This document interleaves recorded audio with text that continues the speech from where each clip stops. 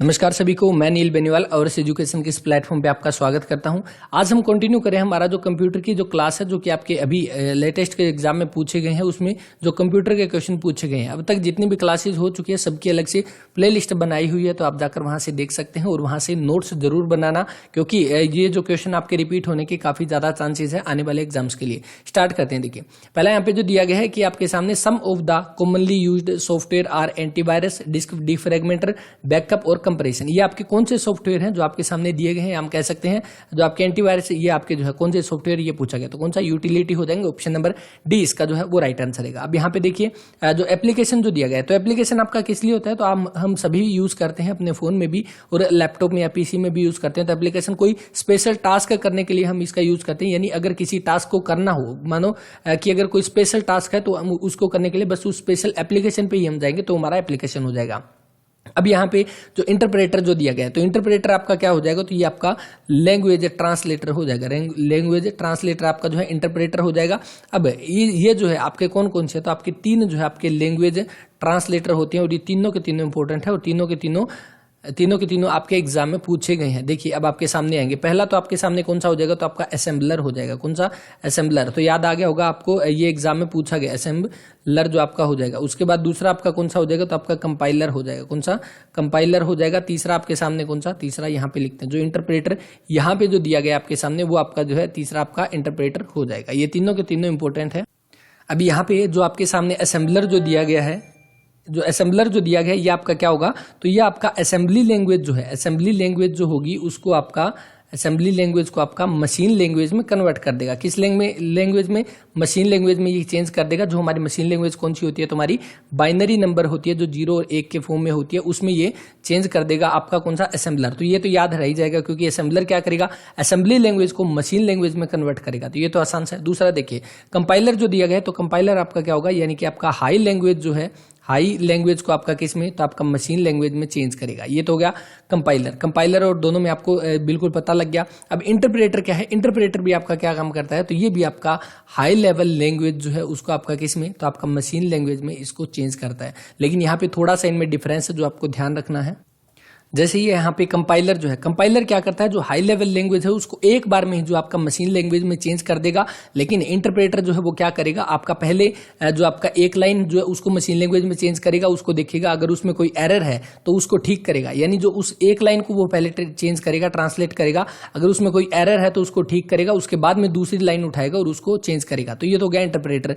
जो कंपाइलर जो क्या करेगा? आपका हाई लैंग्वेज जो है उसको एक बार में ही सारी को मशीन लैंग्वेज में चेंज कर देगा। तो आई थिंक ये चीज क्लियर होगी। इस तरह से ये तीनों के तीनों आपके इंपॉर्टेंट है, तीनों के तीनों एग्जाम में भी पूछे गए हैं। चलिए देखते हैं नेक्स्ट क्वेश्चन। यहाँ पे नेक्स्ट है यहाँ पे कि आईएसपी जो है उसका पूर्ण विस्तार क्या है? यानी आईएसपी की आपकी फुल फॉर्म जो है वो क्या हो जाएगी? तो कौन सी हो जाएगी? Internet service provider. कौन सा? ऑप्शन नंबर ए जो है इसका वो राइट आंसर रहेगा। अब यहाँ पे देखिए कुछ है जो आपकी और है जो एग्जाम में पूछी गई है। एक तो आपकी HTTP हो जाएगी, तो इसका हमारा क्या हो जाएगा? हाइपर टेक्स्ट ट्रांसफर और हमारा प्रोटोकॉल। तो ये तो हमारा कौन सा हो गया? HTTP। दूसरा हमारा कौन सा? HTML होता है हमारा, उसको हमारा क्या होता है? तो हाइपर टेक्स्ट मार्कअप लैंग्वेज हो जाएगा, मार्कअप लैंग्वेज हो जाएगा। तो ये भी आपका इंपॉर्टेंट है। इसके अलावा आपका कौन सा? LAN आपका पूछा गया था, तो वो हमारा कौन सा हो जाएगा? तो लोकल एरिया नेटवर्क जो है, ये हमारा लोकल एरिया नेटवर्क हमारा हो जाएगा, LAN हो जाएगा। इसके अलावा एक LCD का भी पूछा गया था, LCD, तो कौन सा? लिक्विड क्रिस्टल डिस्प्ले हो जाएगा, इसको आप लिख लेना, लिक्विड क्रिस्टल डिस्प्ले आपका जो है LCD हो जाएगा। एक LED भी पूछा गया था, तो वो कौन सा? लाइट एमिटिंग डायोड हो जाएगा, लाइट एमिटिंग डायोड जो है आपका LED हो जाएगा। तो आई थिंक ये चीज क्लियर होगी। ये कुछ एक इंपॉर्टेंट है जो आपके एग्जाम में पूछे गए हैं, बाकी अलग से भी हम ये चीज डिस्कस कर लेंगे। चलिए देखते हैं नेक्स्ट क्वेश्चन। नेक्स्ट देखिए, नेक्स्ट आपके सामने ये वाला क्वेश्चन है। देखिए ये वाला काफी बार क्वेश्चन पूछा गया है, जो आपका गेट से जुड़ा हुआ क्वेश्चन है। देखिए आज यहाँ पे आपका ये वाला डाउट जो है वो क्लियर हो जाएगा। The dash operator take a number of variable as input its input and produce one output whose value is 1। यानी आउटपुट में क्या करेगा? ये जो वैल्यू देगा वो आपकी 1 होनी चाहिए। And only if all input are 1, अगर आपकी सारी की सारी जो इनपुट है वो 1 है और आउटपुट आपकी 1 देनी चाहिए, तो कौन सी हो जाएगी? यहाँ पे आपका बनेगा ऑप्शन नंबर बी जो इसका एंड। कौन सा? एंड बन जाएगा। अब यहाँ पे देखना, ये जो आपके सामने ऑप्शन दिए गए इन चारों को हम डिस्कस करते हैं। एंड तो आपका हो गया यहाँ पे, देखिए यहाँ पे एक सेकंड, इसको यहाँ पे तो हमारा हो गया, इसको हम गेट लिखते हैं, यहाँ पे गेट हो जाएगा। इसके बाद यहाँ पे हम इनपुट लिखते हैं, आप इसको लिख लेना आराम से। यहाँ पे हम आउटपुट लिखते हैं। एंड की यहाँ पे बात की गई है, तो इसमें क्या होगा, आउटपुट हमारा 1 आएगा, इनपुट में हमारा क्या है, जो सारी की सारी इनपुट है, ऑल इनपुट आपकी 1 होनी चाहिए। ठीक है, अब दूसरा देखिए, और हमारा जो हो जाएगा, और की बात में क्या आएगा, आउटपुट आपकी कितनी होगी, इसमें भी आपकी 1 होगी, लेकिन क्या है, इसमें एटलीस्ट 1 इनपुट जो है, 1 इनपुट आपकी 1 होनी चाहिए। क्या, एटलीस्ट 1 इनपुट आपकी जो 1 होनी चाहिए। यहाँ पे ऑल 1 है, यहाँ पे 1 होनी चाहिए। अब तीसरा हमारा कौन सा हो जाएगा, तो तीसरा यहाँ पे जो दिया गया है, फोर्थ ऑप्शन देखिए, जोर XOR जो दिया गया है, इसमें हमारा क्या हो जाएगा, तो आउटपुट आपकी कितनी 1 होनी चाहिए, और इनपुट आपकी कितनी होगी, तो इनपुट आपकी ओनली 1 इनपुट आपकी 1 होनी चाहिए। यानी इसमें क्या है, एटलीस्ट आपकी 1 इनपुट होनी चाहिए, इसमें आपकी सिर्फ 1 इनपुट जो है वो 1 होनी चाहिए, और आउटपुट आपकी 1 होनी चाहिए। तो आई थिंक ये चीज क्लियर होगी, ये तीनों के तीनों। अब चौथा यहाँ पे जो दिया गया है, कौन सा, नोट, NOT, जो नोट हो गया, नोट गेट जो है, ये वैसे हम बात करें तो ये आपका रियल गेट में नहीं आता। मैंने इन सभी का एक स्क्रीनशॉट आपके साथ टेलीग्राम पे शेयर किया है, आप जाकर उसको चेक कर सकते हैं, दोबारा भी मैं इसको शेयर कर दूंगा। अब देखिए, नोट में क्या होता है, इसको आपका इन्वर्टर भी बोला जाता है। क्या बोला जाता है, इन्वर्टर भी आपका जो है, आपका नोट को बोला जाता है। ये वैसे एग्जैक्ट हम बोले तो आपका रियल में गेट नहीं होता, और लेकिन इसमें क्या है, देखिए आपका नोट में क्या होगा, अगर हम आउटपुट इसकी कितनी होगी, तो आउटपुट इसकी 1 आएगी। अगर इसमें इनपुट आपकी कितनी है, तो इनपुट आपकी 0 है, तो ये दोनों इसके अपोजिट है। अगर 0 इनपुट देंगे तो आउटपुट 1 आएगी, अगर 1 इनपुट देंगे तो आउटपुट 0 आएगी। तो बस ये हो गई। तो आई थिंक ये चारों के चारों आपके यहाँ से क्लियर होंगे। इंपॉर्टेंट है, ध्यान रखना, ये वाले क्वेश्चन कई बार एग्जाम में पूछे गए, आगे भी यहां से पूछे जा सकते हैं। और जाकर ये चीज अगर यहां से समझ नहीं आई तो कोई दिक्कत नहीं, आप जाकर टेलीग्राम पे मैंने ये शेयर किया है, आप जाकर उसको देखें और वहां से इसको नोट जरूर कर लें। आई थिंक क्लियर होगा। इसके बाद नेक्स्ट देखते हैं। नेक्स्ट देखिए, नेक्स्ट आपके सामने की dash utility is use to compress the large file, यानी जो लार्ज फाइल जो है उनको कंप्रेस करने के लिए किसका यूज किया जाता है। यहाँ पे देखिए बात किसकी हो रही है, कंप्रेस की, तो हम किसका यूज करेंगे, कंप्रेशन का यूज करेंगे। कौन सा, ऑप्शन नंबर बी जो है यहाँ पे वो राइट आंसर रहेगा। अब यहाँ पे जो बैकअप जो दिया गया, बैकअप हमारा क्या होता है कि एक एक्स्ट्रा कॉपी बनाकर उसको सेव कर लेना। अगर हमारे फोन में कोई डाटा है तो उसकी एक एक्स्ट्रा और सेपरेट कॉपी बनाकर उसको कहीं पे सेव कर लेना, तो वो हमारा कौन सा, बैकअप हो जाएगा, जो हम बाद में जब हमें चाहिए तो हम यूज कर लेंगे। डिस्क क्लीनर जो क्या हो जाएगा कि अगर जो आपकी डिस्क जो है, हम कह सकते हैं हार्ड डिस्क जो है, उसमें जो चीज काफी लंबे समय से जो हम यूज नहीं कर रहे उसको क्लीन करना, यानी कहीं ना कहीं उसको स्टोरेज को जो है हमें क्लीन करना, जो चीज एक्स्ट्रा है जो डिलीट करने वाली है उनको क्लीन करके उसका स्पेस बढ़ाना, वो हमारा डिस्क क्लीनर हो जाएगा। यहाँ पे जो पूछा गया उसका क्या बनेगा, compress large file, option number 20 का राइट आंसर रहेगा। इसके बाद नेक्स्ट है यहाँ पे कि आवश्यक रूप से वह है जो एक इलेक्ट्रॉनिक दस्तावेज से जुड़ा है, जो वही कार्य करता है जो एक मानवीय हस्ताक्षर करता है, यानी जो मैनुअल सिग्नेचर जो है उसी की तरह काम करता है, और something associated with an electronic document that perform same function as the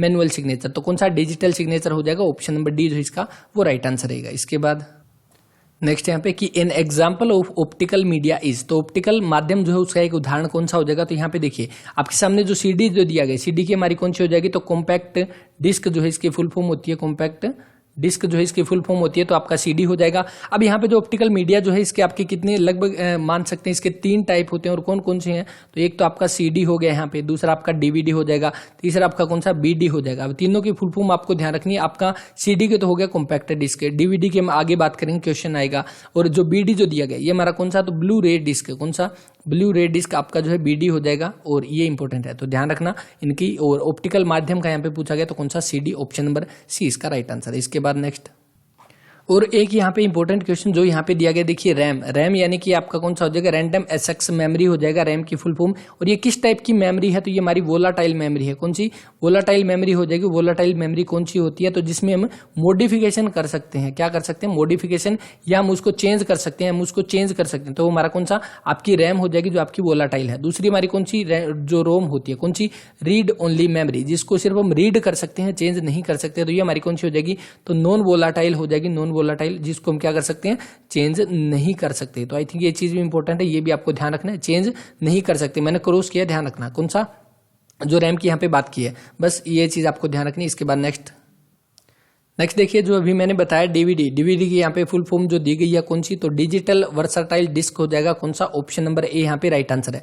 अब आपका डीवीडी का भी कई बार पूछा गया एग्जाम में, इसके साथ सीडी का भी आपको ध्यान रखना है, बीडी का भी हमने डिस्कस कर लिया, तो ये तीनों के तीनों इंपॉर्टेंट है, इनको आप अलग से नोट कर सकते हैं। इसके बाद नेक्स्ट देखिए कि dash is use to connect mobile phone, computers and PDA, यानी पर्सनल आपका जो डिजिटल असिस्टेंट हो जाए कंप्यूटर, जो हम कह सकते हैं using A short range of wireless connection. यानी क्या है कि हम कह सकते हैं कि यहाँ पे शॉर्ट रेंज में आपका वायरलेस कनेक्शन किसके द्वारा किया जाता है, तो ये तो बिल्कुल आसान है, आप इसका राइट आंसर भी कर सकते हैं। कौन सा? ब्लूटूथ हो जाएगा, ऑप्शन नंबर बी इसका राइट आंसर है। जो हम यूज करते हैं जो ब्लूटूथ, बात उसकी की जा रही है, यानी एक शॉर्ट रेंज में वायरलेस कनेक्शन जो है उसके साथ कनेक्ट किया जाने वाला ब्लूटूथ। यूएसबी की आपकी फुल फॉर्म यूनिवर्सल सीरियल बस हो जाएगा, ये भी कई बार एग्जाम में पूछे गए, तो इसकी फुल फॉर्म भी आपको ध्यान रखनी है। इसके बाद नेक्स्ट देखिए, एक डैश लोचिल डिस्क है, इंग्लिश में देखिए dash A dash is a flexible disk made up of Mylar with a magnetic coating on it. तो कौन सा? तो आपका हो जाएगा फ्लोपी डिस्क या हम डिस्केट कह सकते हैं, ऑप्शन नंबर 20 का राइट आंसर है। तो ध्यान रखना है इसके बारे में, इसकी आप डेफिनेशन लिख लो, ये क्वेश्चन 2-3 बार पूछा गया। Dash is a flexible disk है और मेड अप ऑफ माइलर, या हम कह सकते हैं किसकी? माइलर की बनी होती है, और ये क्या होती है? जिस पर एक चुंबकीय परत होती है, तो कौन सा? फ्लोपी डिस्क हो जाएगा, या डिस्केट हो जाएगा, ऑप्शन नंबर 20 का राइट आंसर है। अब जो ऑप्टिकल स्टोरेज मीडिया जो दिया गया है, इसके बारे में हमने अभी डिस्कस किया। जो इसमें क्या होता है, हम स्टोरेज करते हैं, और इसी के ही आपके 3 टाइप है। कौन कौन से? एक आपका CD है, एक DVD है, एक हमारा BD हो जाएगा। तो जिसके बारे में हमने अभी डिस्कस किया वो हमारा ऑप्टिकल स्टोरेज मीडिया हो जाएगा। तो कौन सा? ऑप्शन नंबर 20 का राइट आंसर है। इसके बाद नेक्स्ट देखिए यहाँ पे कि LED जो कि आपका क्या है, विद्युत ऊर्जा को प्रकाश में बदलता है, उसका पूरा नाम क्या है, ये हमने अभी डिस्कस किया। जैसे LED, LCD, ये LCD ये एग्जाम में पूछे गए हैं, तो यहाँ पे LED का तो क्वेश्चन आ चुका है, तो कौन सा हो जाएगा? लाइट एमिटिंग डायोड हो जाएगा। कौन सा? ऑप्शन नंबर जो C है इसका राइट आंसर बनेगा। कौन सा? Option number C, light emitting diode. तो देखिए इसको जो है थोड़ा सा आप देख लेना, क्योंकि ये पेपर जो है सिर्फ हिंदी में है हमारे पास अवेलेबल है, इंग्लिश में नहीं है, तो आपको ध्यान रखना है light emitting diode, option number C इसका राइट आंसर। इसके बाद नेक्स्ट है यहाँ पे कि एक एकल निर्देश में प्रक्रिया बीट्स की संख्या डैश कहलाती है, यानी एकल निर्देश की हम बात कर सकते हैं, तो हमारा कौन सा? Single instruction. तो एक सिंगल इंस्ट्रक्शन प्रोसेस जो है उसमें आपकी बीट्स की जो संख्या है, नंबर ऑफ बीट्स आपके क्या कहलाते हैं, तो आपके शब्द लंबाई कहलाते हैं, ऑप्शन नंबर C इसका राइट आंसर है। या हम क्या कह सकते हैं इसको? वर्ड साइज भी इसको कह सकते हैं। तो आपको ध्यान रखना है सिंगल इंस्ट्रक्शन प्रोसेस में आपका बीट्स की जो नंबर ऑफ बीट्स जो है वो आपके क्या? वर्ड साइज कहलाते हैं, तो ऑप्शन C इसका राइट आंसर रहेगा। इसके बाद नेक्स्ट है यहाँ पे कि रैम भौतिक आकार में बड़ी है परंतु महंगी और तीव्र मेमोरी होती है, यानी हाई मेमोरी यहाँ पे जो होती है, कौन सी रैम होती है, तो हमारी स्थिर मेमोरी होती है, स्थिर रैम होती है। कौन सा हो जाएगा? आपका ऑप्शन नंबर 20 का राइट आंसर है। स्थिर यानी कि कौन सी? स्टेबल आपकी जो रैम हो जाएगी। कौन सा? ऑप्शन नंबर 20 का राइट आंसर है। इसके बाद नेक्स्ट यहाँ पे एक और दी गई है जिसके मैं फुल फॉर्म बतानी है, एपिक, EPIC जो है आपका एपिक। एक तो एपिक नंबर आपका जो पहले हमने पढ़ा था, जो आपका निर्वाचन आयोग के अंदर होता है, वो अलग है यहाँ पे। तो यहाँ पे देखिए जो एपिक हमने कल जो क्वेश्चन डिस्कस किया था, हमने कौन सा? इलेक्शन तहसीलदार का पेपर किया था, उसमें एपिक के बारे में पूछा गया था, तो उसकी आपकी फुल फॉर्म क्या थी? तो इलेक्टर्स फोटो आइडेंटिटी कार्ड था एपिक फुल फॉर्म। अब यहाँ पे ये हमारा कंप्यूटर से जुड़ा हुआ है, तो इसमें आपका क्या आएगा? एपिक का एक्सप्लिसिटली पैरेलल इंस्ट्रक्शन कंप्यूटिंग। ध्यान रखना है कौन सा? Option number A, explicitly parallel instruction computing इसका राइट आंसर रहेगा, इसका ऑप्शन नंबर A। इसके बाद देखते हैं नेक्स्ट क्वेश्चन। नेक्स्ट है यहाँ पे कि software is free of cost, यानी कौन सा सॉफ्टवेयर जो फ्री ऑफ कॉस्ट है and is usually bundled up with some operating system और एनी अदर सॉफ्टवेयर। तो आपका सॉफ्टवेयर मुफ्त है जो सामान्यतः किसी ऑपरेटिंग सिस्टम या किसी अन्य सॉफ्टवेयर से बांधना होता है। यहाँ पे कौन सा? फ्री ऑफ कॉस्ट के बारे में बात की गई है, तो कौन सा हो जाएगा? आपका फ्रीवेयर हो जाएगा, ऑप्शन नंबर D इसका राइट आंसर है। आप इसको इससे भी कर सकते हैं, फ्री सॉफ्टवेयर नहीं होगा, ये आपका फ्रीवेयर होगा, ध्यान रखना, ऑप्शन नंबर D इसका 8वें का। इसके बाद नेक्स्ट है यहाँ पे कि द एक्सपेंशन ऑफ रोम की यहाँ पे फुल फॉर्म पूछी गई है, तो कौन सी हो जाएगी? तो आपका रीड ओनली मेमोरी हो जाएगा, ऑप्शन नंबर B इसका राइट आंसर है। अब आपके लिए यहाँ पे क्वेश्चन देता हूँ जो हमने अभी जो है डिस्कस किया। एक तो आपका रैम हो गया, एक आपका रोम हो गया। तो आपका रैम क्या है? तो रैंडम SX मेमोरी हो जाएगा, SX मेमोरी हो जाएगा आपका जो रैम है, और आपका ये रोम तो हमारा हो गया रीड ओनली मेमोरी। अब इनमें जो है कौन सी आपकी वोलाटाइल है, कौन सी आपकी नॉन वोलाटाइल है, दोनों के दोनों कमेंट करके बता देना कि कौन सी वोलाटाइल मेमोरी है, कौन सी नॉन वोलाटाइल मेमोरी है। तो ये क्वेश्चन आपके लिए रहेगा। इसके बाद देखते हैं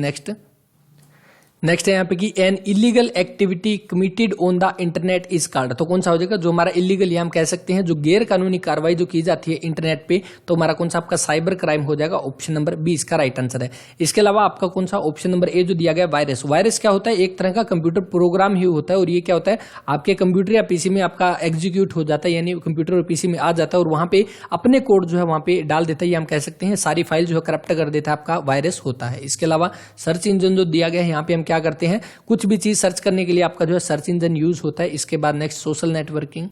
तो आपकी सोशल नेटवर्किंग क्या हो जाएगी, जो आपस में कनेक्ट करने के लिए हम जिनका यूज करते हैं, जैसे फ्रेंड टू फ्रेंड आपस में, कलीग, फैमिली, ये सब आपस में कनेक्ट करने के लिए सोशल नेटवर्किंग साइट या हम ऐप की बात कर सकते हैं, उनका यूज करते हैं। सर्च इंजन जैसे हमारा कौन सा गूगल जो है, गूगल एक तरह का क्या हो जाएगा, सर्च इंजन है। याहू जो है ये आपका एक तरह का सर्च इंजन है। तो ये सारे के सारे क्वेश्चन कवर हो चुके हैं। कौन सा साइबर क्राइम जो है हमारा इलीगल एक्टिविटी जो हमारी इंटरनेट पे की जाती है वो होती है। ऑप्शन नंबर 20 का राइट आंसर है। इसके बाद नेक्स्ट है यहाँ पे कि the dash is an electronic circuit that generate pulse with which are measured in million of cycle per second, यानी MHz में हम इसको मेजर करते हैं। एक विद्युत परिपथ है जो स्पंदन उत्पन्न करता है, प्रति सेकंड लाखों चक्रों में मापी जाती है। तो कौन सी हो जाएगी यहाँ पे 36 का राइट आंसर बनेगा आपका system clock. Option number A जो है इसका वो राइट आंसर रहेगा। अब यहाँ पे देखिए जो आपका शब्द लंबाई जो दिया गया या वर्ड लेंथ हम कह सकते हैं, जो हमने वर्ड साइज की बात की थी, तो ये हमारा क्या हो जाएगा, जो हमारा सिंगल इंस्ट्रक्शन प्रोसेस जो है उसके ऊपर आपकी नंबर ऑफ बीट्स जो है वो हमारा क्या कहलाता है, वर्ड लेंथ कहलाता है, जो हमने अभी थोड़ी देर पहले ये वाला क्वेश्चन आया था। यानी कहीं ना कहीं इन सभी के अगर हम ऑप्शन साथ साथ में डिस्कस करते चले तो एक आधा क्वेश्चन जो एग्जाम में यहाँ से उम्मीद है कि हाँ अपना क्वेश्चन यहाँ से कवर हो सकता है। तो कौन सा आपका 36 का राइट आंसर बनेगा, system clock. Option number A यहाँ पे। इसके बाद नेक्स्ट है यहाँ पे कि आधारतः प्रायोगिक उद्देश्य से एक सॉफ्टवेयर है जिसे प्रयोगकर्ता जो है को युक्त प्रयोग करने के लिए एक विशिष्ट समयावधि के लिए अनुमति दी जाती है, यानी एक टाइम तक जो है वो उसको यूज कर सकता है। वो वाला सॉफ्टवेयर कौन सा हो जाएगा, तो आपका हो जाएगा यहाँ पे 20 का right answer. Option number B बनेगा शेयरवेयर। तो हमने अभी देखिए थोड़ी देर पहले कौन सा फ्रीवेयर किया था, जो कि आपका बिल्कुल फ्री प्रोवाइड होता है, और दूसरा आपका शेयरवेयर होता है। ये दो टाइप होते हैं आपके इसके, एक फ्रीवेयर एक शेयरवेयर। तो शेयरवेयर आपका कौन सा, जो एक विशिष्ट यानी हम कह सकते हैं पीरियड ऑफ टाइम के लिए जो है इसको दिया जाता है फ्री में यूज करने के लिए, तो हमारा शेयरवेयर होता है। तो आई थिंक ये दोनों के दोनों यहाँ से क्लियर होंगे। तो ऑप्शन नंबर 20 का राइट आंसर बनेगा। नेक्स्ट यहाँ पे कि डैश प्रोग्राम के निष्पादन के दौरान जो है प्रोग्राम और आंकड़ों के भंडारण के लिए प्रयुक्त एक मेटल ऑक्साइड जो सेमीकंडक्टर है, एमओएस के यहाँ पे फुल फॉर्म क्या, मेटल ऑक्साइड सेमीकंडक्टर मेमोरी है, तो वो आपकी कौन सी हो जाएगी, तो यहाँ पे बनेगी आपकी प्राथमिक मेमोरी, हम कह सकते हैं primary memory. Option number second इसका वो राइट आंसर रहेगा। नेक्स्ट यहाँ पे कि रिजोल्यूशन जो है उसको किस में मेजर किया जाता है, किस में मापा जाता है, तो किस में, तो आपका पिक्सल पर इंच में जो है इसको मापा जाता है। तो कौन सा आपका ऑप्शन नंबर ए जो है वो इसका राइट आंसर है। या हम इसको क्या PPI से भी इसको डिनोट करते हैं सॉरी। तो आपका क्या पिक्सल पर इंच हो जाएगा आपका इसका ऑप्शन नंबर ए यहाँ पे राइट आंसर। जितना ज्यादा यहाँ पे पिक्सल पर इंच होगा, जितना हम कह सकते हैं ग्रेटर होगा, उतनी ज्यादा डिटेल यहाँ पे उभर के आएगी, उतनी ज्यादा जो है क्लियरिटी दिखाई देगी, वो हमारा रिजोल्यूशन होता है। कौन सा, ऑप्शन नंबर ए इसका राइट आंसर रहेगा। इसके बाद नेक्स्ट देखिए सीपीयू के बारे में पूछा गया कि सीपीयू की आपकी फुल फॉर्म क्या होती है, तो सेंट्रल प्रोसेसिंग यूनिट होती है। तो कौन सा हो जाएगा यहाँ पे आपका central processing unit. Option number B इसका राइट आंसर रहेगा। तो सीपीयू की फुल फॉर्म आप सभी को पता है, कई बार एग्जाम में भी पूछी गई है और ये इंपॉर्टेंट भी है। कौन सा, ऑप्शन नंबर सेकंड बनेगा। इसके बाद नेक्स्ट है यहाँ पे कि डैश कैश जो है एक छोटी है और सीपीयू के अंदर बनी होती है। तो यहाँ पे क्या है, dash cash is a small and is built inside the CPU. तो छोटी आपकी कौन सी, यहाँ पे ऑप्शन नंबर ए जो इसका वो राइट आंसर बनेगा L1। अब यहाँ पे देखिए कैश मेमोरी हम बात कर सकते हैं। कैश मेमोरी, ये आपकी कैश मेमोरी होती क्या है, जैसे हमने अपने फोन में हमने क्या किया, क्रोम में हमने कुछ चीज सर्च किया, जैसे हमने साइट ही सर्च कर ली HSSC की। अब HSSC की साइट हमने सर्च की है, तो यहाँ पे क्या है वो लोड लेगा, यानी इंटरनेट कनेक्शन इसमें चाहिए होगा और वो थोड़ा सा लोड लेगा और जाकर हमें पहुंचा देगा HSSC की साइट पे। अब दोबारा अगर हमें वहां पे जाना पड़ेगा तो अब क्या करेगा, जो हमारी कैश मेमोरी जो होती है, तो वो कैश मेमोरी में अभी ये आपका जो HSSC की साइट है वो यहाँ पे सेव हो जाएगी। अब दोबारा से जब हम HSSC की साइट ओपन करेंगे तो उसमें लोड जो है वो कम होगा, यानी जल्दी जो है ये वाली फाइल ओपन हो जाएगी। तो ये हमारी कैश मेमोरी होती है। अब जहां पे जिनकी आपकी कैश मेमोरी ज्यादा होती है उनमें क्या है, आपका ज्यादा स्पीड हमारी देखी जाती है। तो ये आपको ध्यान रखना कैश मेमोरी के बारे में। इसके अलावा आपका कैश मेमोरी जो है इसका आपका क्या बोला जाता है, तो आपका सीपीयू मेमोरी भी इसको बोला जाता है। इसके बाद देखते हैं नेक्स्ट देखिए कि broadly primary memory can be two type, यानी कि प्राइमरी मेमोरी के बारे में बात करें कि वो आपके दो टाइप की होती है। तो कौन सी, तो कौन सी आपकी रैम और रोम हो जाएगी। कौन सा, ऑप्शन नंबर ए इसका राइट आंसर है। अब मैंने आपसे क्वेश्चन पूछा था, आई थिंक आपने अभी तक इसका रिप्लाई भी कर दिया होगा कि रैम जो है वो आपकी कौन सी मेमोरी है और रोम आपकी कौन सी है, यानी वोलाटाइल की बात कर रहा है या हम कह सकते हैं नॉन वोलाटाइल। तो दोनों के बारे में कमेंट करके बता देना, रैम और रोम दोनों के बारे में। देखते हैं इसके बाद नेक्स्ट 54 देखिए यहाँ पे कि द एक्सपेंशन ऑफ WAN हमने पहले डिस्कस किया था। कौन सा, LAN, जिसका क्या था, तो लोकल एरिया नेटवर्क, जो इसकी फुल फॉर्म थी लोकल एरिया नेटवर्क। और यहाँ पे क्या दे दिया, तो WAN में आपका क्या देगा, तो लोकल की L की जगह यहाँ पे W है, यानी कि आपका वाइड एरिया नेटवर्क हो जाएगा। कौन सा है, ऑप्शन नंबर सी, बिल्कुल ऑप्शन नंबर सी जो है इसका वो राइट आंसर रहेगा। आपको ध्यान रखना है वाइड एरिया नेटवर्क। इसके बाद नेक्स्ट देखिए यहाँ पे करिकुलम वीटे या सीवी के बारे में बात हो रही है। इज एल्सो नोन एज, तो किस नाम से जाना जाता है? तो रिज्यूमे के नाम से जाना जाता है। रिज्यूमे ऑप्शन नंबर ए इसका राइट आंसर है, ध्यान रखना है। सीवी की फुल फॉर्म आपकी करिकुलम वीटे जो है इसकी फुल फॉर्म होती है, और इसको और किस नाम से? तो रिज्यूमे के नाम से जाना जाता है। ऑप्शन नंबर ए इसका राइट आंसर है। इसके बाद नेक्स्ट MS एक्सेल जो है टू इंसर्ट ए फॉर्मूला, एक फॉर्मूला अगर हमें सेल में जो फॉर्मूला इंसर्ट करना हो तो उसके लिए बिगिन में स्टार्टिंग जो एंट्री है उसमें ऑपरेटर क्या करता है, यानी MS एक्सेल में सेल में किसी फॉर्मूला को आपका इंसर्ट कराने हेतु निम्न में से किस ऑपरेटर के साथ एंट्री शुरू होनी चाहिए? तो किसके साथ? आपका इक्वल के साथ। ऑप्शन नंबर ए इसका राइट आंसर है, इंपॉर्टेंट है, इसको ध्यान रख लेना। इसके बाद नेक्स्ट देखिए यहाँ पे कि व्हाट इज द शॉर्टकट की ऑफ कॉपी कमांड, यानी कॉपी के बारे में, कॉपी हमें करनी हो तो कॉपी के लिए हमारी शॉर्टकट कमांड क्या होगी? तो हमारा Ctrl+C हो जाएगा। ऑप्शन नंबर ए इसका राइट आंसर है। अब यहाँ पे बाकी जो दी गई है ये भी इंपॉर्टेंट है, इनको भी आप नोट कर सकते हैं। वैसे हमने पहले भी डिस्कस किया, दोबारा से करते हैं। Ctrl+A तो आपका किसके लिए? ऑल सेलेक्ट के लिए हो जाएगा। ऑल सेलेक्ट में करना हो तो हमें Ctrl+A जो है प्रेस करना होगा। इसके अलावा Ctrl+V जो दिया गया तो Ctrl+V आपका किसके लिए होगा? तो पेस्ट के लिए। जैसे हमने कोई चीज कॉपी की है उसको कहीं पे जाकर पेस्ट करना है तो Ctrl+V सिलेक्ट करेंगे। अगर Ctrl+X करेंगे तो ये हमारा कट हो जाएगा, यानी कोई चीज यहाँ पे जो हमने लिखी हुई है इन सभी को कट करना है, यानी यहाँ से रिमूव हो जाए और यहाँ पे पेस्ट हो जाए। तो यहाँ से हम Ctrl+X करेंगे और यहाँ पर Ctrl+V करेंगे तो वो यहाँ से उठकर यहाँ पे आ जाएगी, तो ये हमारा Ctrl+X हो जाएगा। इसके अलावा एक आपका अभी एग्जाम में पूछा गया था, किस तरह का क्वेश्चन था कि आपका डॉक्यूमेंट जो है उसके स्टार्टिंग में जाना हो, हम कह सकते हैं बिगिनिंग ऑफ डॉक्यूमेंट में जाने के लिए, शायद यही वाला क्वेश्चन था। बिगिनिंग ऑफ डॉक्यूमेंट में जाने के लिए हम कौन सी की प्रेस करते हैं? तो कौन सी? तो Ctrl+Home प्रेस करते हैं। और हमें किस में जाना हो तो आपके डॉक्यूमेंट के एंड में जाना हो, एंड ऑफ डॉक्यूमेंट में जाना हो तो हम किस में? तो कंट्रोल शॉर्ट में लिखा हूं मैंने, इसको पूरा लिख लेना। Ctrl+End को हम प्रेस करेंगे तो बिल्कुल एंड में चले जाएंगे। तो ये अभी के एग्जाम में पूछा गया था, आई थिंक इसी टाइप का क्वेश्चन था। आप एक बार ट्राई भी कर लेना पीछे क्वेश्चन में। तो कौन सा आपका बनेगा यहाँ पे? ऑप्शन नंबर ए जो वो राइट आंसर है। इसके बाद नेक्स्ट देखते हैं। नेक्स्ट देखिए, एक dash is A smallest storage unit of memory, तो कौन सी हो जाएगी? तो आपकी गीगाबाइट नहीं होगी, आपकी मेगाबाइट ये भी नहीं होगी, तो कौन सी? नन ऑफ दीज हो जाएगी। ऑप्शन नंबर डी इसका राइट आंसर है। अब यहाँ पे देखिए हम किसकी, अगर हम बात करें यहाँ पे स्मॉलेस्ट स्टोरेज यूनिट कौन सी हो जाएगी? तो आपकी देखिए गीगाबाइट हमने लिखा है, इसी तरह मेगाबाइट हमने लिखा है, इसी तरह केबी को किसमें? तो आपके किलोबाइट में हम लिखते हैं। इसी तरह आपका कौन सा हो जाएगा? टीबी, तो टेराबाइट में लिखते हैं, यानी कि बाइट। तो आई थिंक इसकी जो है स्मॉलेस्ट यूनिट बाइट होनी चाहिए। बाकी इसके बारे में कमेंट करके बता देना। बाइट जो आपका किससे? 8 बिट से मिलकर बना होता है, लेकिन स्टोरेज के हिसाब से आई थिंक बाइट ही होना चाहिए। बाकी देखते हैं, जो भी इसका प्रूफ होगा वो आपके साथ टेलीग्राम पे शेयर किया जाएगा। बाकी आप भी इसके बारे में यहाँ पे बता देना।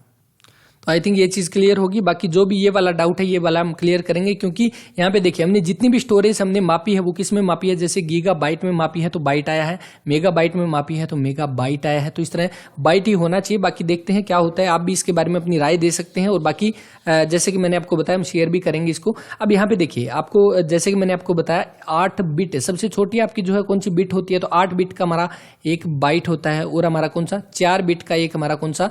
निबल होता है। कौन सा? निबल होता है। तो ये एग्जाम में क्वेश्चन पूछा गया था, जो आपका ग्राम सचिव का पेपर था उसमें 4 बिट का एक निबल, शायद ये वाला क्वेश्चन था। तो ये ध्यान रखना आपको, ये स्टोरेज वाली यूनिट। बाकी इसके बाद आपकी कौन सी? आपकी देखिए यहाँ पे एक बार इसको छोटा सा डायग्राम बनाते हैं और आपके सारे के सारे यहाँ पे डाउट क्लियर हो जाएंगे। सबसे छोटी जो हमारे बाइनरी नंबर जो होते हैं वो आपके केस में होते हैं 0 और 1 की फॉर्म में होते हैं, और इन्हें क्या बोला जाता है? तो इन्हें बिट बोला जाता है। अब यहाँ पे देखिए जो हमारे 4 बिट जो है उसका हमारा कौन सा? तो एक निबल हो जाएगा, जैसे कि हमने अभी डिस्कस किया। इसके बाद कौन सा? 8 बिट का हमारा कौन सा हो जाएगा? तो एक बाइट हो जाएगा। अब यहाँ पे देखिए, अब बाइट का आ गया। अब इसके बाद में आपका कितना चलेगा? तो 1024 बाइट का आपका कितना? एक केबी बनेगा, किलोबाइट। 1024 किलोबाइट का आपका कितना बनेगा? तो एक केबी के बाद हमारा मेगाबाइट आ जाएगा। इसके बाद 1024 एमबी का हमारा कितना बनेगा? तो 1024 का एमबी का एक जीबी बनेगा। तो इस तरह से आगे चलता जाएगा, आगे हमारा टीबी आ जाएगा, टेराबाइट। इस तरह से ये आपकी सारी की सारी स्टोरेज के आपका डाटा है, तो इनको बस ध्यान रखना। आपको क्या पता यहाँ से आपका डायरेक्ट पूछ ले कि 1 एमबी में आगे कितने केबी होते हैं, तो बस ये चीज आपको नोट करनी है। आई थिंक क्लास आपको अच्छी लगी होगी। तो इस क्लास में इतना ही, और बाकी बचे हुए क्वेश्चन हम नेक्स्ट क्लास में करेंगे। अब कोशिश करते हैं जल्दी जल्दी से सारे के सारे पेपर कवर किए जाएं। और एक इस बारे में भी कमेंट करना, जैसे कि अभी फीमेल कांस्टेबल का आपका एग्जाम है, तो फीमेल कांस्टेबल का प्रीवियस ईयर पेपर जो है वो हम कंप्लीट एक क्लास में डिस्कस करें, ताकि आने वाले एग्जाम्स के लिए थोड़ी सी यहाँ पे हेल्प मिल सके। तो फीमेल कांस्टेबल का जो तैयारी करें वो कमेंट करके बता दें कि हाँ फीमेल कांस्टेबल का जो प्रीवियस ईयर का पेपर है वो हम डिस्कस यहाँ पे कर लें। और इसके साथ ही जो भी प्रीवियस ईयर पेपर है वो हम डिस्कस करेंगे। अब जो बच्चे जो है एग्जाम की तैयारी छोड़े बैठे हैं उनको मैं बता देता हूँ, बहुत जल्दी आपके एग्जाम की डेट आने वाली है। जैसे अभी सितंबर चल रहा है तो अक्टूबर में जो है आपका मेल कांस्टेबल के एग्जाम जो होने तय है, यानी लगभग जो है खबर आ चुकी है कि मेल कांस्टेबल का जो आपका एग्जाम है वो अक्टूबर मंथ में करवाया जाएगा। तो ध्यान रखना, जो बच्चे तैयारी छोड़ के बैठे हैं वो एकदम से यहाँ पे नोटिफिकेशन भी जल्दी आने वाला है। हो सकता है इस मंथ के लास्ट तक आपका जो नोटिफिकेशन आ जाए मेल कांस्टेबल से जुड़ा, वो सब इंस्पेक्टर के भी बहुत जल्दी आने वाला है। तो जिनका सब इंस्पेक्टर का पेपर है भी वो भी कमर कस के बैठ जाएं और जल्दी से अपनी तैयारी को शुरू कर दें और जल्दी से सारे का सारा जितना आपने पढ़ा उसको रिवाइज करें। और नया जैसे कि मैंने आपको पहले भी बताया, नया पढ़ने की कोशिश ना करें, जितना भी पढ़ा है वो उसको ही रिवाइज करें, क्योंकि एग्जाम आपके बहुत जल्दी होने वाले हैं और अभी थोड़ा टाइम है आपके पास, इसीलिए कुछ नया पढ़ना है तो आप जल्दी से स्टार्ट कर दें। धीरे धीरे अगर आप बुक उठाओगे तो टाइम बहुत कम बचेगा।